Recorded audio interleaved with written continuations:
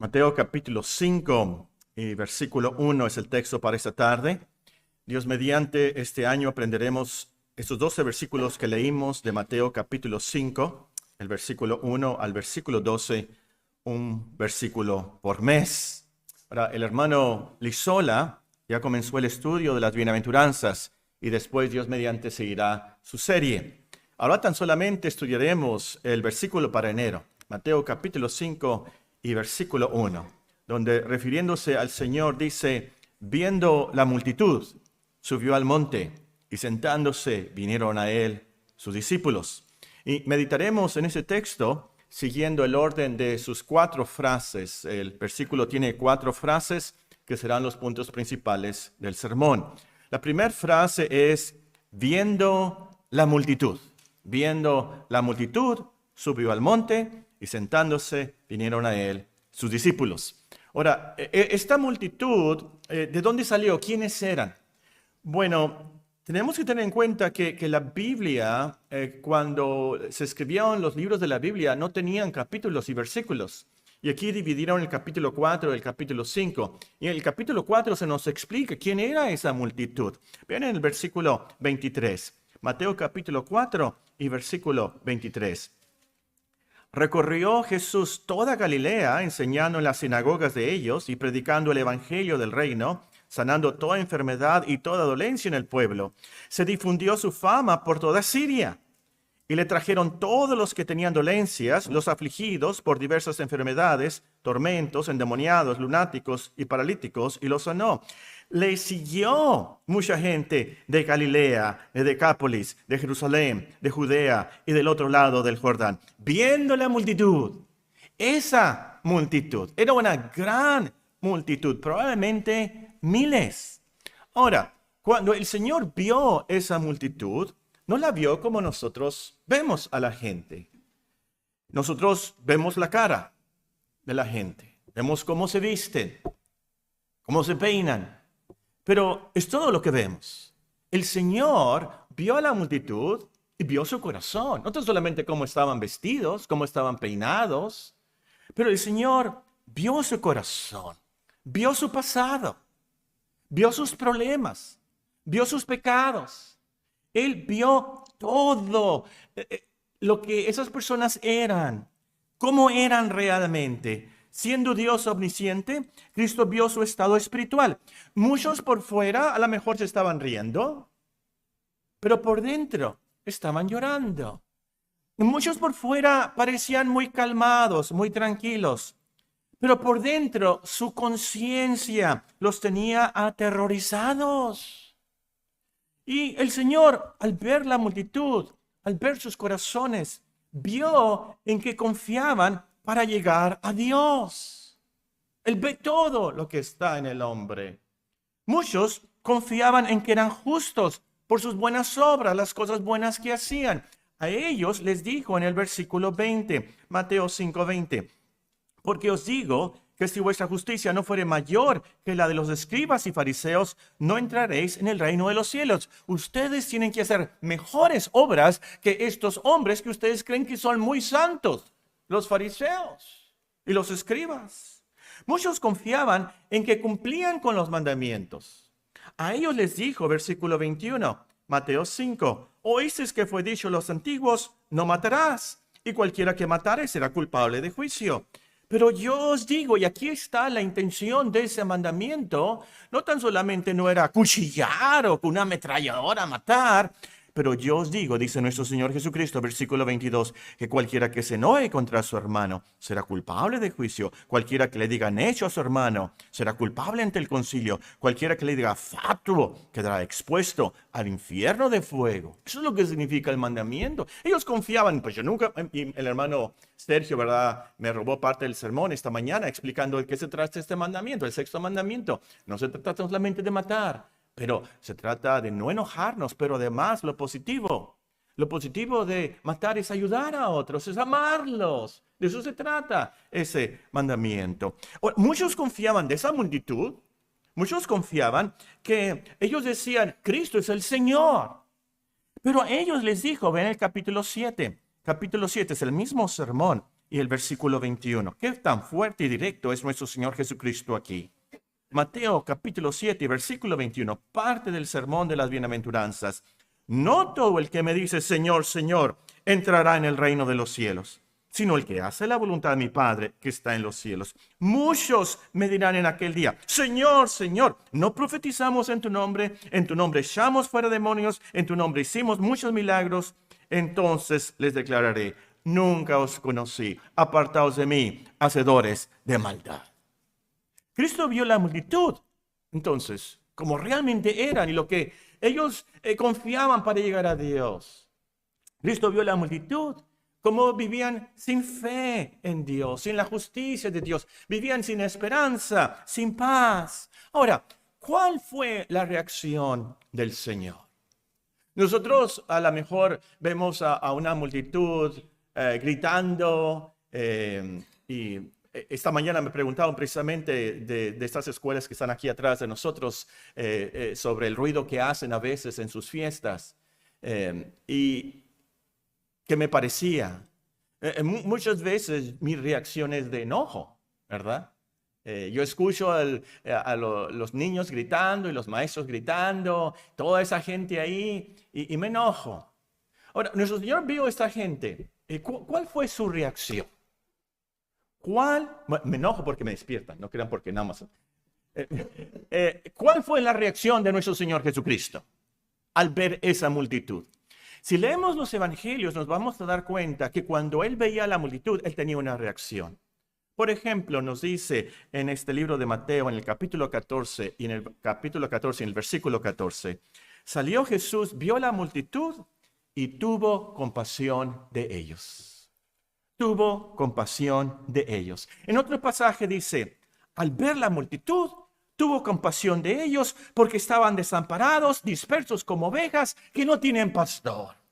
Él vio la multitud como realmente eran, en qué peligro estaban, realmente quiénes eran ellos en su vida, qué les estaba pasando y a lo último, a dónde iban. Unas ovejas dispersadas, unas ovejas sin pastor están en gran peligro. Cae en un hoyo una oveja que está perdida y se muere. Sin el pastor está en peligro de muerte por los leones, por los lobos, por los pumas, por los osos. Una oveja perdida está en gran peligro de muerte. Y es lo que el Señor vio. Esas multitudes y tuvo mucha compasión de ellos. Estos están en peligro de muerte. Van directamente al precipicio del infierno eterno. Y es por eso, como vamos a ver Dios mediante el siguiente versículo, que Él subió al monte y abrió su boca y les enseñó. Vio lo que ellos necesitaban, el evangelio.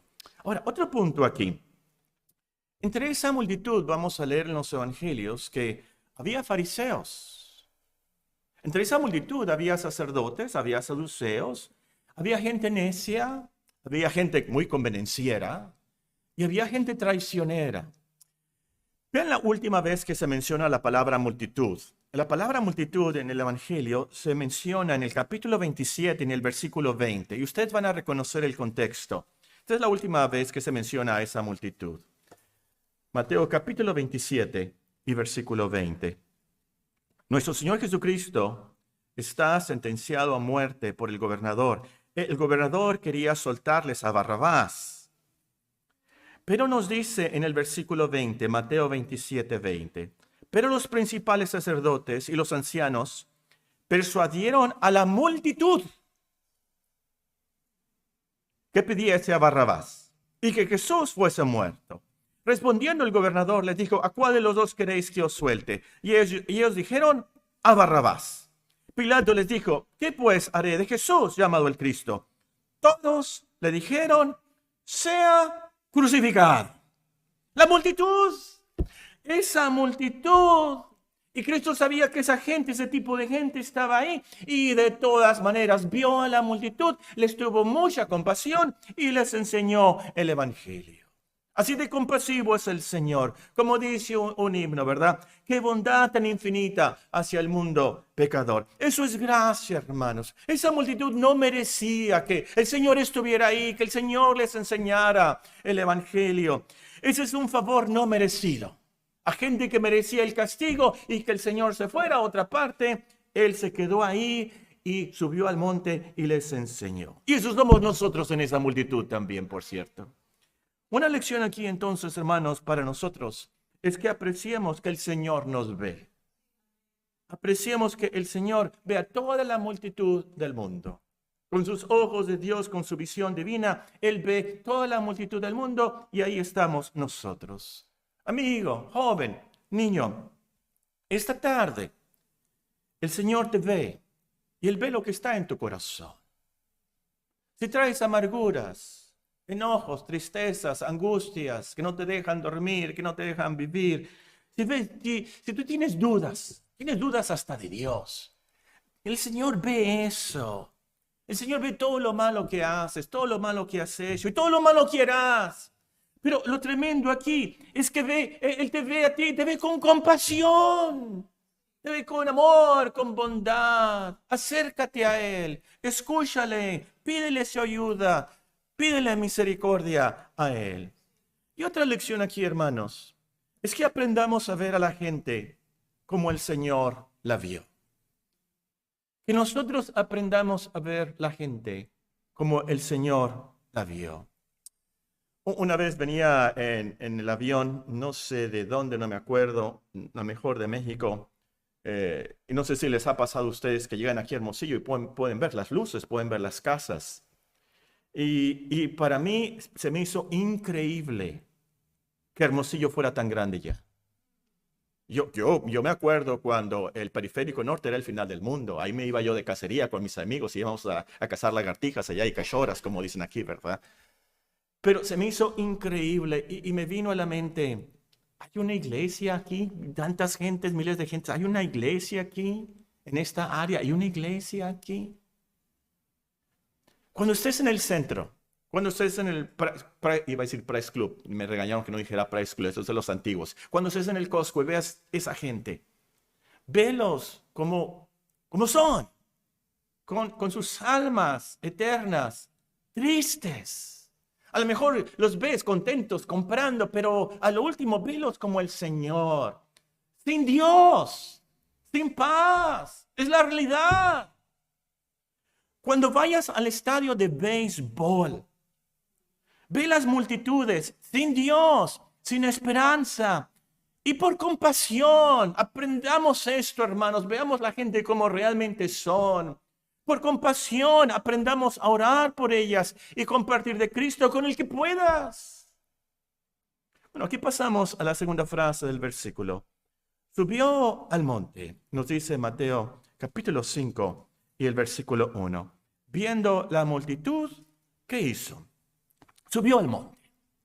Subió al monte. Por aquí nos podemos imaginar el Cerro de la Campana. No saben exactamente cuál era ese monte. Monte no tan grande a lo mejor, pero imagínense el Cerro de la Campana. Y no crean que el Señor subió hasta arriba del monte, pero subió lo suficientemente como para que la gente lo viera y escuchara bien, esa multitud pudiera verlo. Él tomó ese monte como un púlpito, por así decirlo. Ahora, al meditar en esta frase, podemos pensar en otras ocasiones que el Señor subió a un monte. Y por cierto, entre paréntesis, para meditar en un versículo es una de las cosas que más nos puede ayudar. Vemos una palabra y vamos a buscarla en otras partes de la Biblia. La palabra multitud aquí. ¿En qué otras partes se menciona el Evangelio? Y se van a encontrar lo que estamos aprendiendo, que el Señor vio la multitud y tuvo compasión de ellos. Que esa multitud fue una multitud traicionera, iba a decir vulnerable, pero no es la palabra, que cambia de un lado al otro, luego. Voluble. Y así, cuando ustedes quieran pensar y reflexionar y meditar y escudriñar un versículo, profundizarse, vean las palabras y búsquenla en la Biblia, donde están en otros textos. Esto les va a ayudar mucho. Bueno, aquí vamos a meditar brevemente en otras ocasiones en que el Señor subió a un monte. No vamos a comentar en todas, tan solamente es una selección. Pero tiene algo que ver, mucho que ver de hecho con nuestro texto. La primera ocasión vamos a verla en Mateo 4:8. Aquí en este mismo contexto, en el libro de Mateo capítulo 4 y versículo 8. El Señor subió al monte de la tentación. El Señor subió al monte de la tentación. Otra vez le llevó el diablo a un monte muy alto y le mostró todos los reinos del mundo y la gloria de ellos. Y le dijo, todo esto te daré si postrado me adorares. Entonces Jesús le dijo, vete, Satanás, porque escrito está, al Señor tu Dios adorarás y a Él solo servirás. Inmediatamente después de que el Señor fue bautizado, el diablo lo provocó con ciertas tentaciones, pero el Señor la resistió con versículos de la Biblia, todas las tentaciones con versículos de la Biblia, Él la resistió. Ahora, el hecho en sí, que Cristo subió al monte de la tentación, que estuvo allí provocado por el diablo, nos enseña que Él es un poderoso Salvador, que Él vence al diablo, vence la tentación. Él es un poderoso Salvador. Y precisamente Él subió al monte de la tentación por la multitud de cristianos, para vencer al diablo en nuestro lugar. Nosotros no podemos vencer el pecado, pero Cristo lo hizo en nuestro lugar. Tenemos un poderoso Salvador. Segunda ocasión, el Señor subió al monte de la oración. Monte de la oración. A los que apuntan, Lucas 6:12. Lucas 6:12. Pero no tan solamente ese texto. Varias veces nos vamos a encontrar al Señor buscando un lugar alejado, aparte, para orar. Y varias veces en los evangelios nos vamos a encontrar que Él fue a un monte a orar. Una lección aquí. Esto nos enseña que el poder del cristianismo está en nuestras oraciones en privado con Dios. El poder del cristianismo está en nuestras oraciones en privado, como dijo nuestro Señor aquí en el Sermón del Monte, en el closet, apartados, en un lugar privado, secreto, allí con Dios. Y Cristo, hermanos, Él subió al monte de la oración para orar por la multitud, para interceder por nosotros. En tercer lugar, tercera ocasión, el Señor subió al monte de la elección. El monte de la elección. Marcos 3:13. Marcos 3:13. Ya lo estudiamos hace mucho tiempo. Marcos 3:13. Es lo que nos dice aquí este breve pasaje. No tan solamente los reformados, búsquenlo, pero véanlo y deleítense en ese texto. Marcos 3:13. Nuestro Señor Jesucristo después subió al monte y llamó así a los que Él quiso y vinieron a Él. Después subió al monte, llamó así a los que Él quiso y vinieron a Él.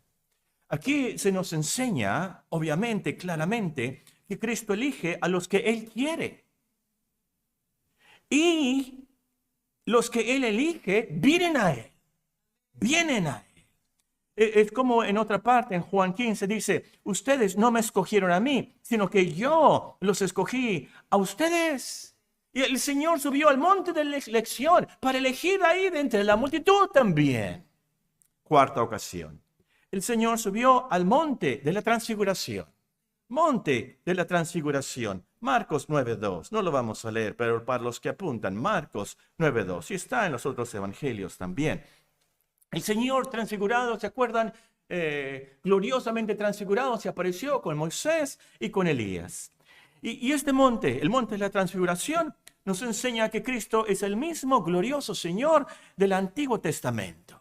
Y más, la gran lección del monte de la transfiguración, que escuchemos la voz del Padre que dijo, este es mi Hijo amado, en quien tengo complacencia, a Él oíd. Y nos podemos imaginar ahí diciéndole el Padre a toda esa multitud, este es mi Hijo amado, escúchenlo a Él, no a los escribas, no a los fariseos, escuchen a Cristo. Quinta ocasión, el Señor subió al monte de la crucifixión, el famoso monte Calvario, por supuesto, Juan 19:17, perdón. Estaba leyendo, yo creí que era el monte Everest, la gran montaña, mejor dicho, del monte, el Everest, el pico más alto. Y están, si a ustedes les interesan esas cosas, están ahora debatiendo que hay otro más alto que el Everest, dependiendo de cómo lo midan. Bueno, y yo creí que era el Everest el más difícil de escalar. Así, y dije, tengo que tener cuidado porque capaz que hay un experto en montañas y en escalar y me va a decir que soy un mentiroso. Entonces me puse a buscar en internet la montaña más difícil de escalar. Y no es el Everest.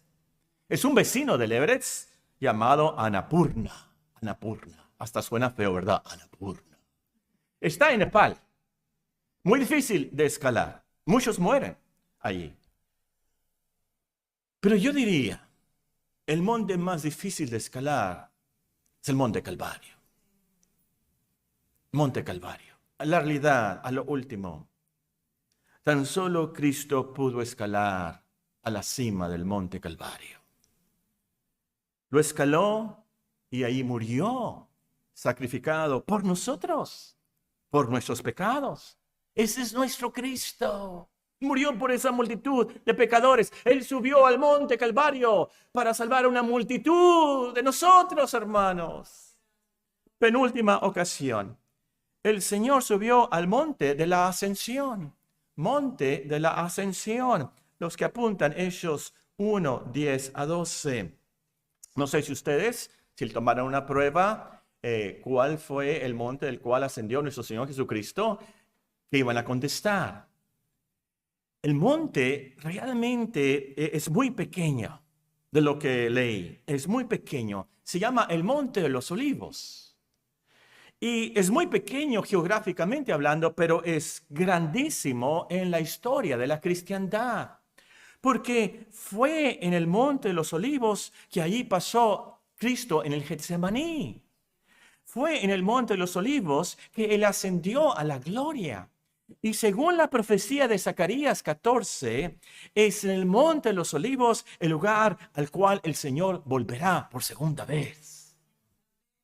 Gran Monte de los Olivos. Y nuestro Señor Jesucristo subió al monte allí, el Monte de la Ascensión, por nosotros, por la multitud, para interceder por nosotros en gloria. Ahora, la última ocasión está en el futuro. El Señor subirá al monte de Sión. Y aquí sí quiero que vean los versículos. Vean primero en el último libro de la Biblia, Apocalipsis, capítulo 14 y el versículo 1. Apocalipsis, capítulo 14 y el versículo 1.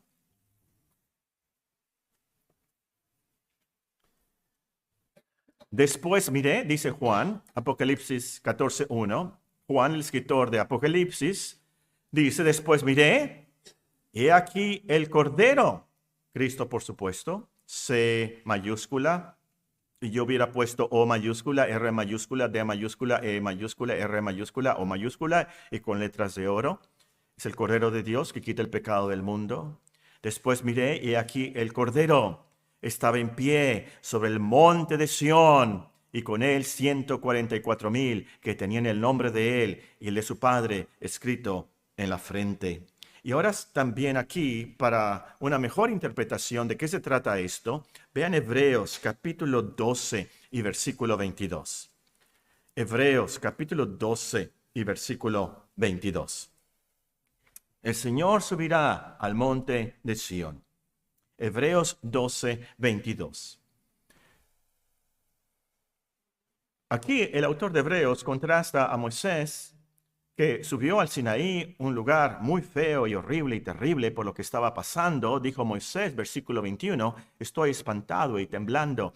Pero en comparación, nos dice el versículo 22, ustedes no se han acercado donde se acercó Moisés ahí al monte Sinaí, sino que os habéis acercado al monte de Sión, a la ciudad de Dios vivo, Jerusalén la celestial, a la compañía de muchos millares de ángeles, a la congregación de los primogénitos que están inscritos en los libros, en los cielos, a Dios, el juez de todos, a los espíritus de los justos hechos perfectos, a Jesús, el mediador del nuevo pacto, y a la sangre rociada que habla mejor que la de Abel.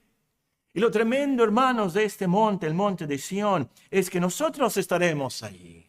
El Señor subirá y nosotros estaremos allí. Esto será la gloria. No os habéis acercado al monte de Sinaí, os habéis acercado al monte de Sión, a la ciudad del Dios vivo, a Jesús, el mediador de un nuevo pacto. Muy bien. Aquí pasamos a la tercera frase de nuestro texto. El tiempo se nos está acabando. A la tercera frase de nuestro texto volvemos a Mateo 5:1. Viendo la multitud, primera frase. Segunda frase, subió al monte. Tercera frase, sentándose. El Señor nos dice en el versículo 2, y abriendo su boca, les enseñaba. Los maestros en ese tiempo enseñaban sentados. En nuestros tiempos, la mayoría, como el predicador en estos momentos, está parado. Ustedes están sentados. En esos tiempos el maestro estaba sentado y los alumnos estaban parados. Nuestro Señor Jesucristo, por eso dice el texto, sentándose, vinieron a él sus discípulos. Ahora, vamos a hacer una vez más ese ejercicio como en la frase anterior. Y vamos a pensar en otras ocasiones en que el Señor se sentó. Otras ocasiones en que el Señor se sentó. Y aquí podríamos tener una serie de sermones, pero vamos a comentar brevemente sobre una selección de ocasiones en que el Señor se sentó. Primera ocasión, y probablemente ustedes están pensando en esta gran ocasión. El Señor se sentó en su gran trono de gloria. El Señor se sentó en su gran trono de gloria. Ezequiel 1:26, pero más conocido es el texto de Isaías capítulo 6 y versículo 1. Véanlo, Isaías capítulo 6 y versículo 1. Isaías capítulo 6 y versículo 1. En el año que murió el rey Usías, dice el profeta Isaías, vi yo al Señor sentado sobre un trono alto y sublime. Sus faldas llenaban el templo. Por encima de él había serafines. Cada uno tenía 6 alas, con 2 cubrían sus rostros, con 2 cubrían sus pies y con 2 volaban. Y el uno y el otro daban voces diciendo, Santo, Santo, Santo, Jehová de los ejércitos, toda la tierra está llena de su gloria. Los quiciales de las puertas se estremecieron con la voz del que clamaba y la casa se llenó de humo. Según Juan 12:41, el profeta Isaías estaba viendo a Cristo. El Señor sentado en su trono alto y sublime es Cristo mismo. Es a Cristo a quien los serafines no se cansan de proclamar. Santo, santo, santo, toda la tierra está llena de tu gloria. Entonces, desde el Antiguo Testamento vemos a Cristo como el Rey de Reyes, sentado en su trono, lleno de majestad, guiando todo el universo para que se haga conforme a su voluntad. Y apreciemos, hermanos, y esto es lo que me conmovió a mí, no sé a ustedes, pero apreciemos que el que está aquí sentado en su trono alto y sublime, con los serafines, proclamándole, Santo, Santo, Santo, toda la tierra está llena de tu gloria. Ese mismo desciende a este mundo para ver a esa multitud. Ese mismo se encuentra ahora entre pecadores, entre criminales, entre traicioneros, entre hombres y mujeres como nosotros, tan débiles y ingratos. El mismo. Es más, Isaías dijo esto. Isaías luego escribe, Él fue herido, abatido, inmolado por nuestras rebeliones. Ese es nuestro Cristo, sentado en su trono de gloria.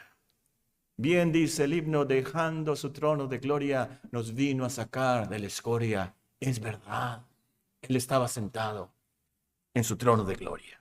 Segunda ocasión, el Señor se sentó en su templo. El Señor se sentó en su templo. Los que escriben aquí notan Lucas 2:46, Marcos 12:41, Juan 8:2. Y aquí tuve que parar porque hay muchos otros textos donde nos mencionan a nuestro Señor Jesucristo en el templo y sentado en el templo desde niño. La Virgen María y José pierden al niño. ¿Se acuerdan la historia? 3 días después lo encuentran en Jerusalén. ¿Dónde en Jerusalén estaba el niño? En el templo. Nos dice Lucas, estaba sentado en el templo, hablando con los eruditos. Y ellos estaban muy asombrados de la inteligencia de nuestro Señor Jesucristo.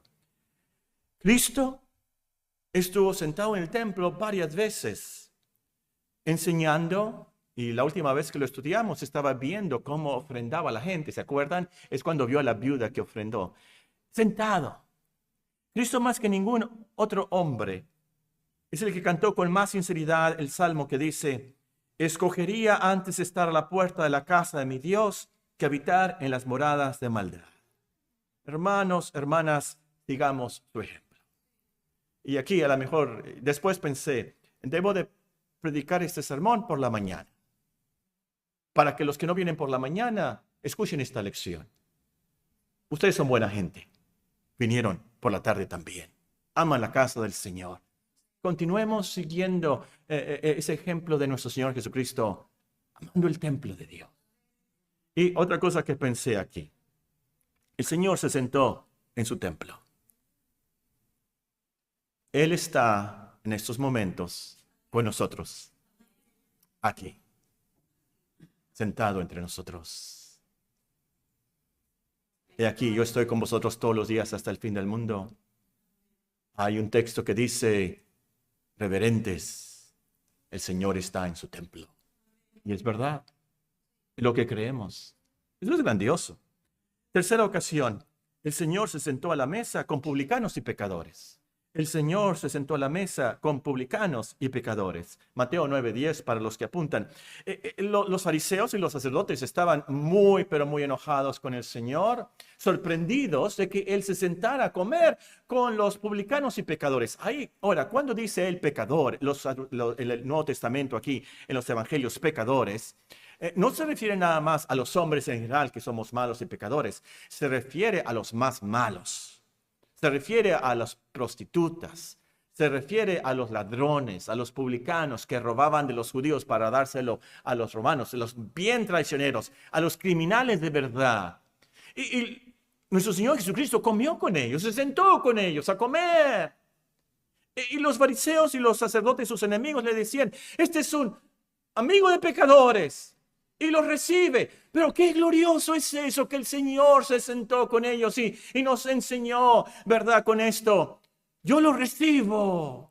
Pueden acercarse a mí, yo los perdono. Yo soy amigo de pecadores. Acérquense a mí, no tengan miedo, yo los voy a recibir. Es lo que nos dice esa tarde, es lo que le dice a esa multitud también entonces. Muy bien, cuarta ocasión, en penúltimo lugar, el Señor se sentó en el cielo a la diestra de Dios. El Señor se sentó en el cielo a la diestra de Dios.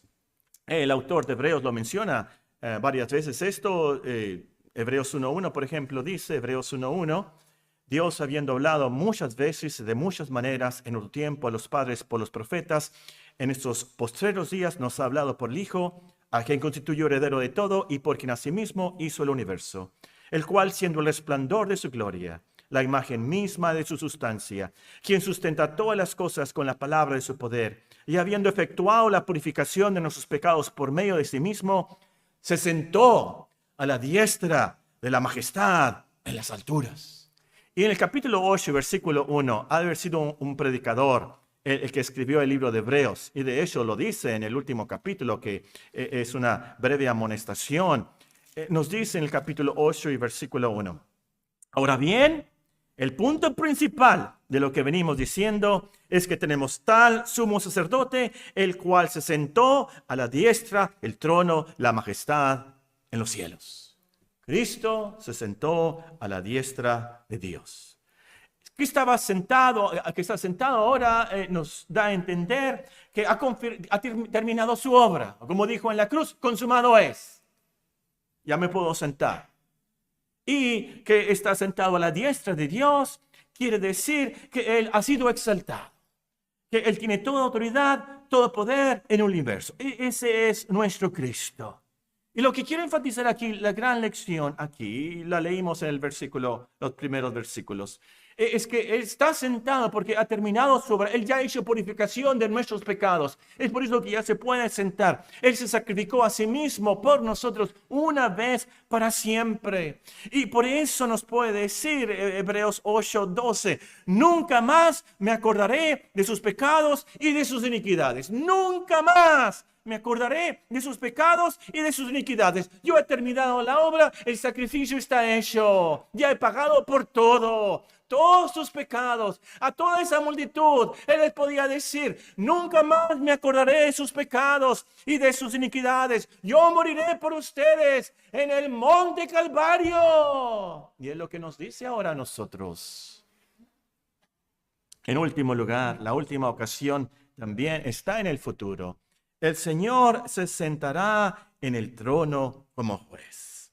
El Señor se sentará en el trono como juez. Salmo 9:4, más famoso por supuesto, está en Apocalipsis 20:11. Apocalipsis 20:11, las últimas páginas de la Biblia. Apocalipsis 20:11. Vi un gran trono blanco y al que estaba sentado en él, de delante del cual huyeron la tierra y el cielo, y ningún lugar se encontró para ellos. Y vi a los muertos grandes y pequeños de pie ante Dios, y los libros fueron abiertos, y otro libro fue abierto, el cual es el libro de la vida. Fueron juzgados los muertos por las cosas que estaban escritas en los libros según sus obras. El mar entregó a los muertos que había en él, y la muerte y el Hades entregaron a los muertos que había en ellos. Fueron juzgados cada uno según sus obras. Y la muerte y el Hades fueron lanzados al lago de fuego. Esta es la muerte segunda. El que no se halló escrito en el libro de la vida fue lanzado al lago de fuego. Conocemos la historia, nuestra conciencia sabe muy bien qué va a pasar al final. Después de la muerte, el juicio. Y como cristianos podemos tener cierta paz, cierta tranquilidad. Por supuesto, sabemos que a lo último Él juzgará al mundo con justicia y a los pueblos con rectitud. Castigará a los malos y recompensará a los buenos. Eso nos da cierta paz. Y podemos escuchar la predicación del apóstol Pablo en Atenas. Él dijo, Dios ahora manda a todos los hombres en todo lugar que se arrepientan, por cuanto ha establecido un día en el cual Él juzgará al mundo con justicia, por Cristo, dando fe habiéndole resucitado de los muertos. Amigo, amiga, ¿estás lista para ese día? ¿Estás listo para el día del juicio? Nuestro Señor está sentado en su trono para juzgar. Muy bien, vamos a la última frase de nuestro texto. Vinieron a él sus discípulos. Mateo 5:1. Viendo la multitud, subió al monte, sentándose, vinieron a él sus discípulos. Ahora, como leímos en Marcos 3, el Señor escogió y llamó a 12 para que fueran sus discípulos. Ellos son los 12 apóstoles. Pero aparte de esos 12 discípulos, 12 apóstoles, también había otros discípulos. Leímos, por ejemplo, los evangelios de los 70 discípulos. Y por supuesto había otros creyentes, otros discípulos. En la Biblia creo que se menciona nada más 3 veces la palabra cristianos o la palabra cristiano. No se menciona más de 5 veces en la Biblia, porque en ese tiempo no se llamaba los cristianos cristianos, se les llamaba discípulos, los discípulos del Señor. Y esos eran los que realmente habían creído en Cristo como su Salvador, estaban arrepentidos y seguían sus enseñanzas y le siguieron hasta el final, por supuesto, los cristianos reales. Pero entonces aquí, cuando nos dice, vinieron a él sus discípulos, no se imaginen que 12 personas se acercaron a él a escucharlo. No, se le acercaron muchos más. Y podemos pensar que los discípulos se acercaron porque él se sentó. Cuando el maestro se sentaba, ¿qué iba a pasar? Les iba a enseñar. Y los discípulos entonces se acercaron para escuchar sus enseñanzas. O tal vez, no sabemos, nuestro Señor Jesucristo empezó a decirles y le dijo a Juan, le dijo a Pedro, acércalos, vamos a tener unas lecciones, unas enseñanzas, que vengan los discípulos a escucharlo. No sabemos exactamente, pero vinieron a él sus discípulos. Ahora, lo importante aquí es que eran sus discípulos. ¿Por qué digo que esto es importante? Vean Lucas 6:20. Lucas capítulo 6 y versículo 20. Es un pasaje paralelo. Es el mismo sermón del monte. Y nuestro Señor Jesucristo dice aquí la palabra de Dios. Alzando los ojos hacia ¿qué? Alzando los ojos hacia sus discípulos, decía, bienaventurados vosotros. Leímos en nuestro sermón del monte, en Mateo 5, vosotros sois la luz del mundo. Vosotros, ese vosotros, bienaventurados vosotros los pobres, porque vuestro es el reino de Dios, bienaventurados los que ahora tenéis hambre. Es el mismo sermón. Ese vosotros se refiere a los discípulos. Y el punto es, hermanos, estas bienaventuranzas de Mateo capítulo 5 describen a los discípulos del Señor. Estas bienaventuranzas son a los discípulos del Señor y a ellos nada más. A los que creen en el Cristo de la Biblia, que Él es el Hijo de Dios, el único mediador entre Dios y los hombres, el poderoso Salvador. Entonces, si eres un discípulo tú esta noche, si tú eres un cristiano, si tú eres una cristiana, cuando menos en semilla, cuando menos en principio, tú eres un pobre en espíritu. Tú lloras por tu pecado. Tú eres manso. Cuando menos en semilla, en principio, tienes hambre y sed de justicia. Tú quieres ser bueno, tú quieres ser justo, tú quieres la justicia de Dios. Eso es lo que quieres. Tú quieres ser misericordioso. Tú tienes un corazón limpio por la sangre de Cristo. Tú eres un pacificador. Tú sufres por ser cristiano.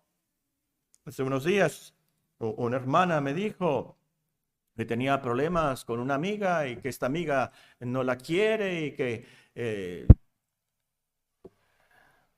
Y le pregunté, bueno, ¿y esta amiga es cristiana? No es cristiana. Ahí está. Tú eres cristiana. Tú eres cristiano. Yo no lo pude creer cuando en una oficina que trabajaba del gobierno de Estados Unidos, pensé que eran mejores, pero me traicionaron. Dijeron cosas feas de mí. Los hombres sin Dios van a perseguir a los hombres con Dios. No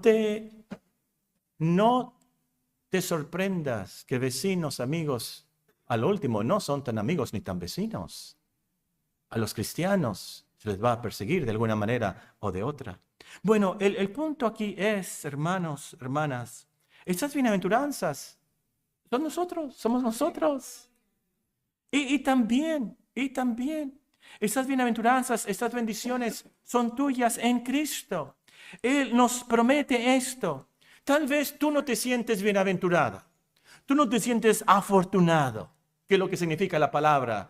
El miércoles estuvimos por Zoom al hermano Pepe, José, Luna, misionero. Y de casualidad, en la providencia de Dios, por supuesto, también expuso de este pasaje y nos dijo, nos recordó, ¿verdad? La palabra bienaventurado en griego es Macario.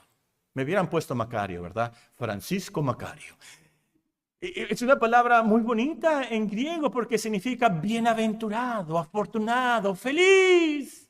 Cristo nos dice, ustedes cristianos a lo último, de verdad, como dice el himno, pueden estar todo el día bien felices porque son bienaventurados en Cristo. Tuyo es el reino de los cielos, cristiano. Tú recibirás consolación. Tú recibirás la tierra por heredad. Tú serás saciado. Tú alcanzarás misericordia. Tú verás a Dios. Serás llamado hijo, hija de Dios. Tuyo es el reino de los cielos. Bienaventurados. Y vimos en esta mañana que debemos de creerle a Cristo. Creamos, hermanos, esta gran verdad. Él nos dice, y lo somos bienaventurados. Benditos en Él.